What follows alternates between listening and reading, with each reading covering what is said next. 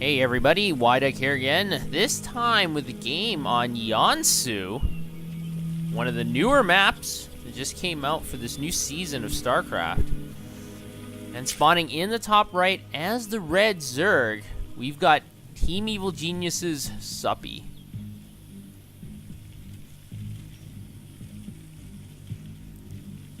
And his opponent spawning in the top left, spawning as the blue Protoss, we've got Root Gaming's Puck.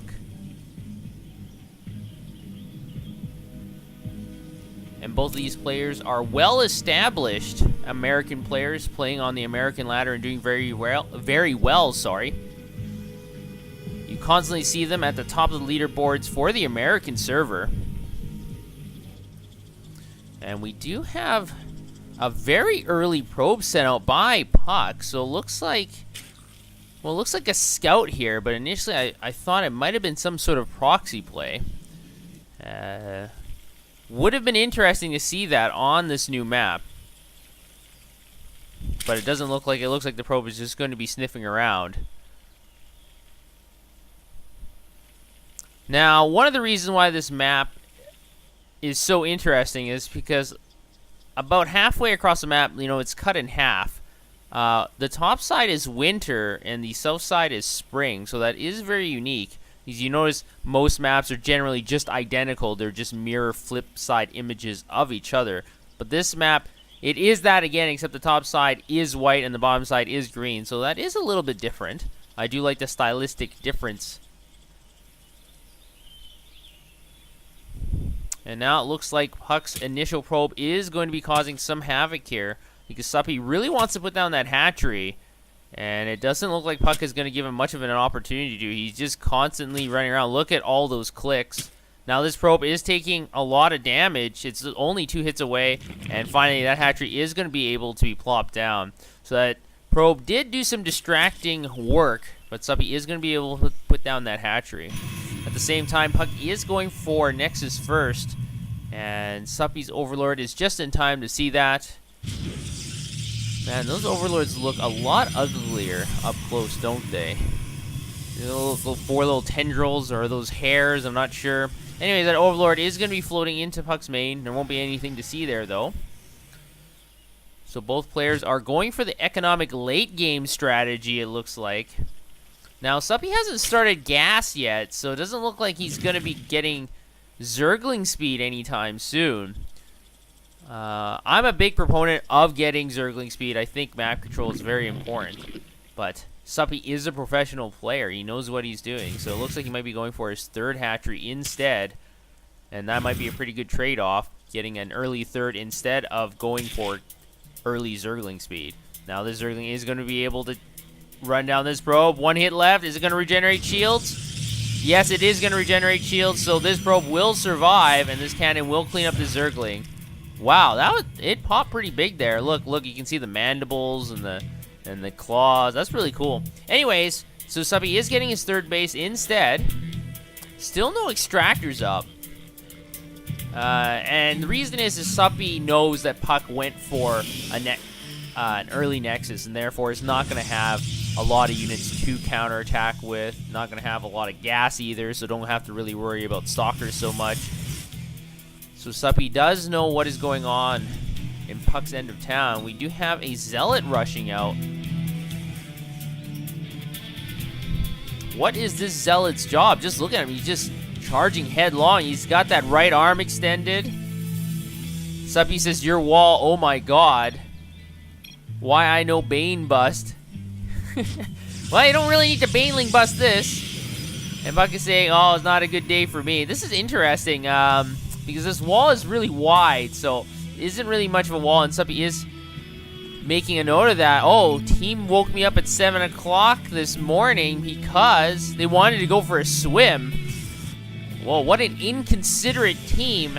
I really think Puck should think about reassessing whether or not he wants to stay with Root Gaming. Suppy has no reply. Puck just says, "Sorry, love you, Suppy, but just really upset." Oh, wow. Interesting replay. We're seeing the emotional side of these pro gamers. You don't usually see this. most of the chat you usually see is good luck, have fun, and at the end of the game, whoever loses, they say GG, and then that's about it. But not this time. Looks like Puck is at a mental disadvantage and possibly a physical one as well. We'll have to see if that's going to affect who's going to win this game. And it has already affected, it looks like, this wall-in attempt by Puck. And Puck is going for Twilight Council and for gateways, and Mo gateways means Mo units. And Suppy is going to be able to spot all of these gateways. Puck didn't even seem to care. He just put down 2 additional gateways right there. Harry, you want to take a peek? Go ahead. So Puck is going to be able to build a lot of gateway units in the very near future. Suppy's going to have to take a note of that. We do have Zergling speed on the way, but we have 1-1 halfway done for our Protoss player. So Puck's going to have the upgrade advantage, it looks like. We've also got a macro hatch going down for Suppy in his main. So Suppy really understands that there's a lot of gateways popping out, and he's going to need a lot of larvae to build units. Otherwise, he's going to be in a lot of pain very soon. And Puck is expanding to his third as well. Now, this third is very interesting because you can attack from the front here, but you can also kind of go around back. And this area is very difficult to defend against air units and also against really long-range units like siege tanks, for example. But Suppy is not playing Terran, so Puck doesn't have to worry about siege tanks so much. But if we do go into the really late game, Broodlords can be really annoying here, for example. So this third base can be difficult to defend against. So I'm not sure if this is a great decision. But it looks like Puck has been able to protect the front of his third base. So he should be okay in the near future. But we've got a large army amassing by Suppy. He's got a 25 supply advantage. We've got 15 roaches in this composition. And it looks like they're looking for blood. And remember, this quote-unquote wall-in is not very strong. But Suppy is not going to be attacking that. In fact, he's going to be focusing down on those rocks. Now, Puck can see that, so he's going to be moving his sentries into position, maybe putting down some key force fields, and cut off those units from reinforcements. Now, Suppy is going to be charging in here. Force fields do go down, catching about 5 Zerglings, so not a big gain by Puck, but at least able to destroy some of that army. But we got so many more roaches on the way. Look at that supply difference, 55. We've got 30 roaches and 20 Zerglings. So Suppy is just going really roach happy. And again to note, even though there is a 50 supply advantage, this can be somewhat deceiving because roaches take up a lot of supply. So that doesn't necessarily mean that his army is that much stronger. Now Suppy says, well, that's probably a swear of some kind. And Puck is not sure what. Maybe evil geniuses told Suppy he has to start swimming at 7 o'clock in the morning as well. We'll have to see. The time warp does go down, and a blink forward by the Stalkers, able to kill off a couple more Zerglings, but once again, not huge losses for either player. So even though Suppy does have a huge army advantage, look, he's almost maxed out. He's not pushing his army in, and it looks like he's going to be going for a drop instead. Now, he does have Pneumatized Carapace on the way. It is now finished. So these Overlords are very, very fast compared to what they were like before, and this may spell the end of Puck. But Suppy's losing a lot of units. The drop is coming in here.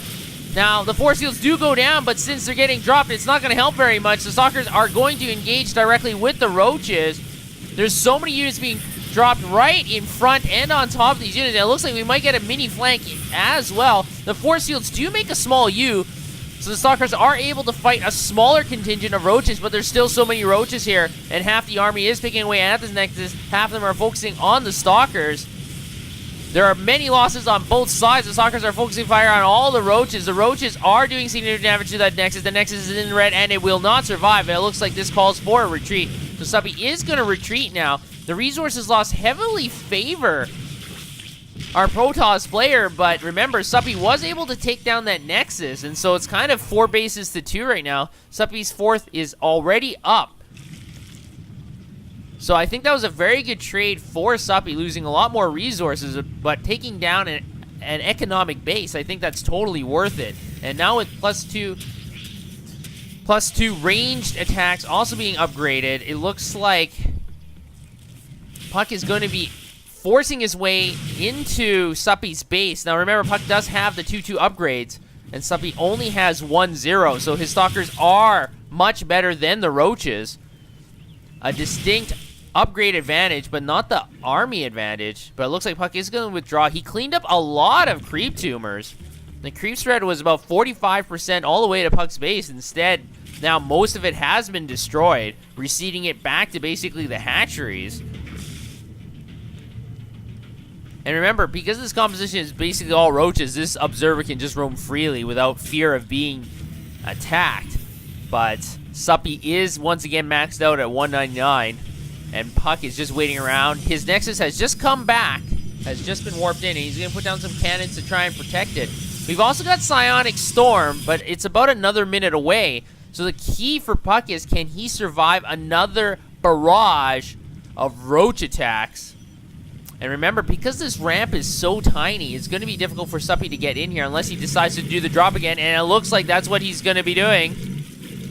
All his Overlords are being filled up. That's a lot of Overlords.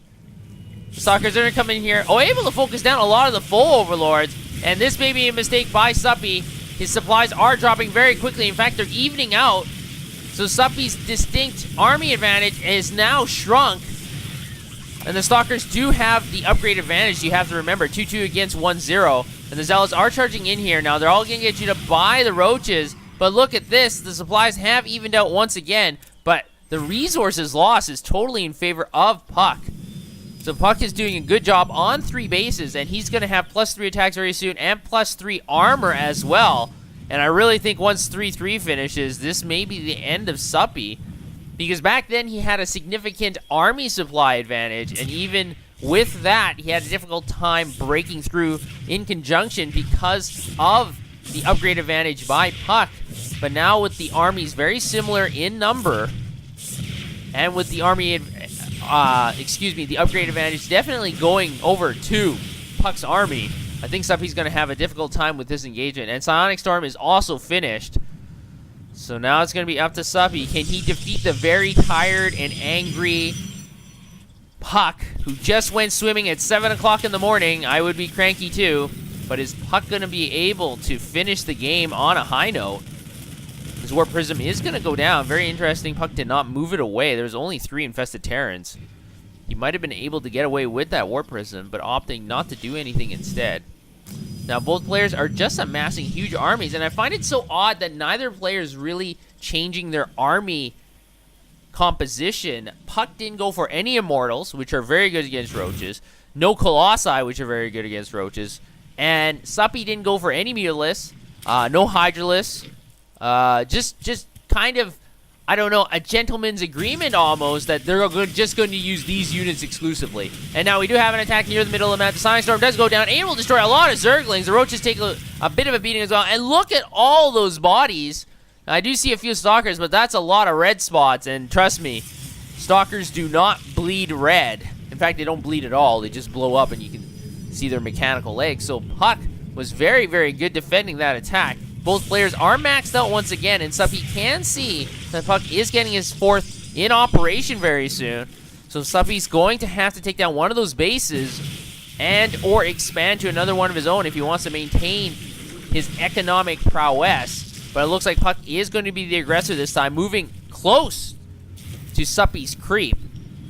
But this time, we do have Hydralisks in this composition, but remember, they don't have any armor upgrades. There is a +1 armor upgrade almost finished, but we got 313 Stalkers here, so very highly upgraded gateway units. And now Puck is going to rampage into the 3rd base of Suppy, it looks like. Time Warps do go down, as well as Psionic Storms. And this is not good for this base or for Suppy. Psionic Storms go down again, able to kill a few Infestors. The Infestors do get a good fungal growth, but unfortunately, none of the Hydralisks were there to do any real damage. And now this base is going to be forfeited by Suppy. At the same time, we do have a counterattack at the new 4th base for Puck. So, it looks like my base for your base, but I really think the Zerg player needs the base much more than the Protoss player does. Now, it looks like Suppy is in full retreat,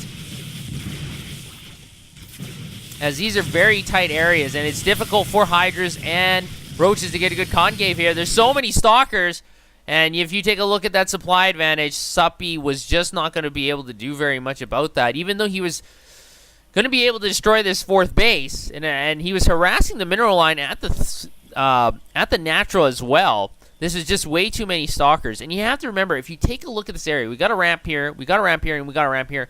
This is very difficult to get a good concave on, and the advantage is really going to go to Puck because he has blink as well, so he doesn't have to maneuver so much, so he can just blink into position or blink out. Suppy has to actually move in, and if you take a look at this, what's going on here is that he can't really get a good surround here, because the ridges are in the way, the ramps are in the way, but the stalkers have a better surround. So, unfortunately, Suppy is going to lose the game with 3,000 minerals left in the bank. But good game by Puck, and remember, he was tired, angry, and frustrated. So I guess that might mean a little bit more. Maybe he plays better when he's angry. But good game by both players. I like this new map, and I hope to see you guys next time.